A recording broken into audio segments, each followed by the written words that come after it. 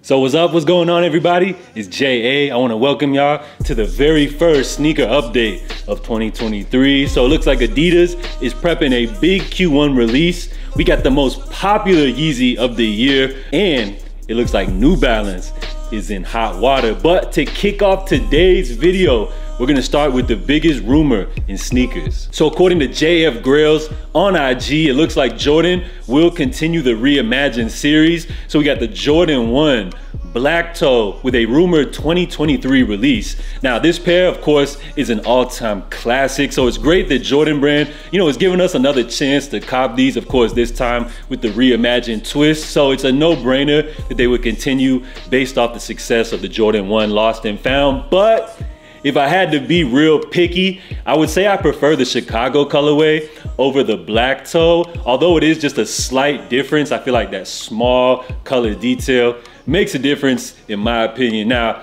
if you feel like this is not enough, we have another rumored release. So it looks like the Reimagined Royal will be making a comeback in 2024. Now, this pair right here is a super grail. So I would say that it would have made a lot more sense for them to release the Royal pair this year, just because it's a far more contrast over the Chicago Lost and Found pair.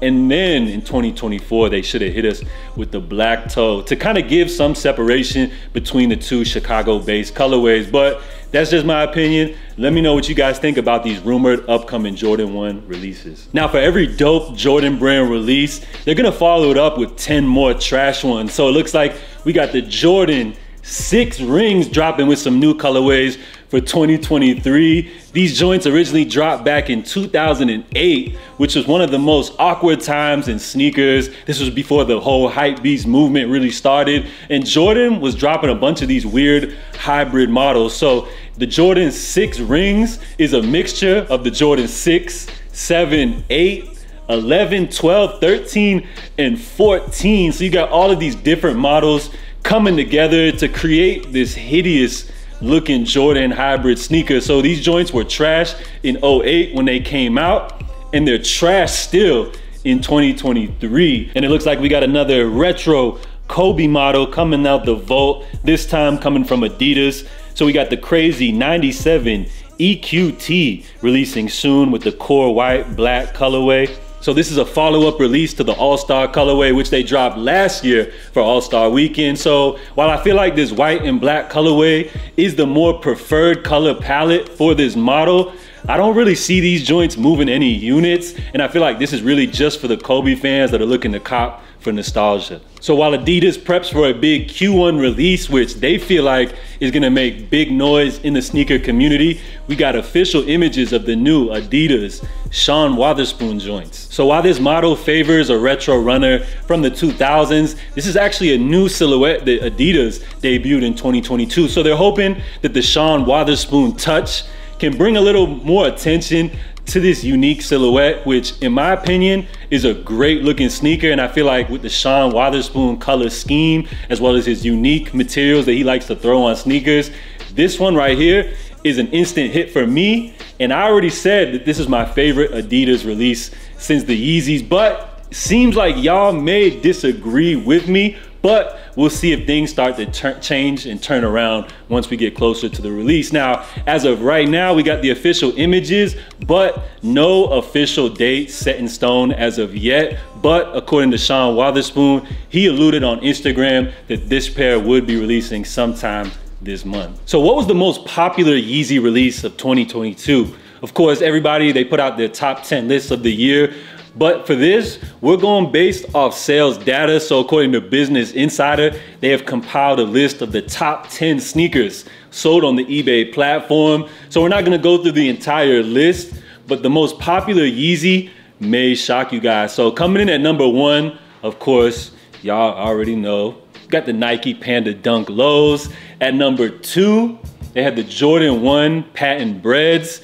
Now at number 3, they had the Yeezy 350 V2 Beluga Reflective, but those joints actually released in 2021. So the most popular Yeezy release of 2022 was actually the 350 V2 Bone. All right, so were y'all as surprised as me? I was expecting to see like a pair of slides on there, maybe a pair of foam runners, but I would have never imagined that the 350 V2 is still one of the most popular Yeezy models to date. And with rumors that Adidas is planning to drop the Granite colorway as early as this month, I think people are gonna be very surprised to see how in demand these pairs are, even minus the Kanye cosign. So it looks like New Balance is facing a major problem as a judge rules not to dismiss the Made in USA lawsuit against the company. According to the lawsuit, plaintiffs allege that New Balance products bearing the tagline are not entirely made in the USA, which makes the marketing misleading.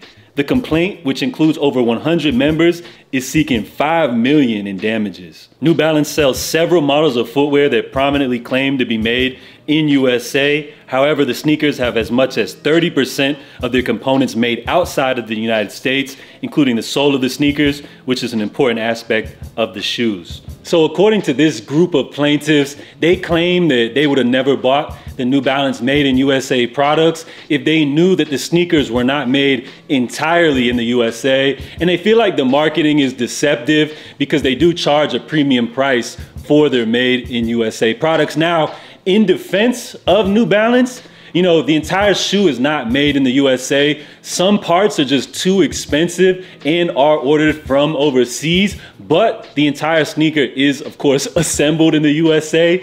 And of course, they do employ people. They have factories here in the United States, so they are bringing income into the economy. So New Balance does include a small print disclaimer on its website and its packaging that says the shoes contain a domestic value of 70% or greater, but according to the complaint, no reasonable consumer would expect that that small print language on the underside of a packaging or hid in assorted places on a website contain language inconsistent with the representations that the sneakers were made in the USA. So what y'all think? Do you feel like New Balance is being deceptive with their customer base, or do you feel like they're being fully transparent? If I had to give my opinion, I would say that while I feel like the Made in USA tagline was definitely a huge selling point for New Balance, I do feel like they deserve all of the success that they have had as of recent. Although the sneaker is not fully 100% made in USA, you know, they're trying their best and they're miles ahead of the other major sneaker brands. So maybe they should switch it up to assembled in the USA.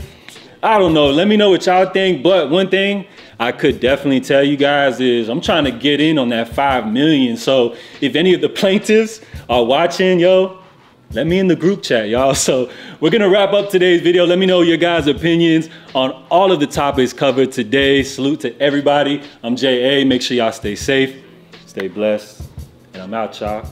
Love.